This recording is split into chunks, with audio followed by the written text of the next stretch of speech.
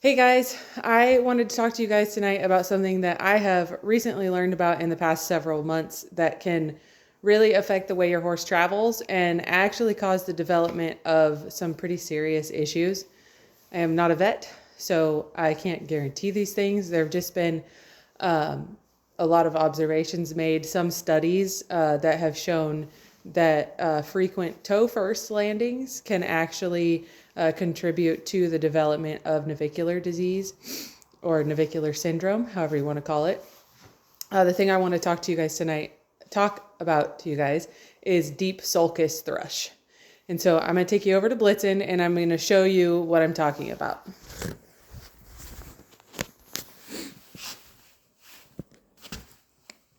Give me your foot, kid. So you can see this crack right here.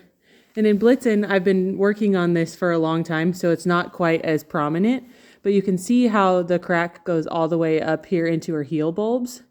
And so that generally when it's narrow like this is kind of a sign of thrush, but hers is on the healing side of it. So hers used to be way more deep and way more narrow. And if you've cleaned enough feet in the Pacific Northwest, you know what I mean, you should know what I'm talking about when this crack right here in the foot is really narrow and deep and the frog is really gross and thrushy and black tarry looking. And so that's a super common thing that causes heel pain because it sits right here. And when a horse doesn't want to land flat-footed or heel first, they land toe first, which affects all the mechanisms that run down the back of the foot, attach to the coffin bone, and the navicular bone sits right in that area. And so when it has extra strain on it from frequent toe first landings, it can actually cause the degradation of the bone itself. Like I said, not a vet, just sharing what I've learned over the past several months and in my research into Stella's navicular diagnosis. So what I do is I got me one of these not so fancy $2.99 hoof picks that has a brush on it. And every day when I'm treating the thrush, try to do it every day.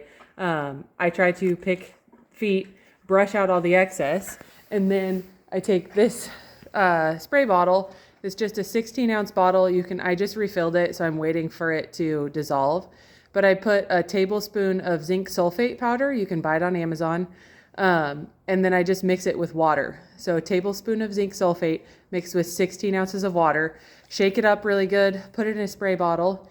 Pick their feet out every day and then spray this mixture in the central sulcus. So that butt crack, as I call it when I explain it to some of my clients. So you'll spray this mixture in the central sulcus. I do it every day while I'm treating the thrush. Life happens and it doesn't always end up being every day, but do it as often as you can while you're treating. And then you can probably back off to like once a week once it's healed, just to make sure everything stays that way. Or if they've been out in the wet, clean out their feet really well and spray it in there before you put them in their stalls. So that's my tip of the day to help treat central sulcus thrush or deep sulcus thrush and get your horse traveling correctly so that they can land heel first or flat-footed.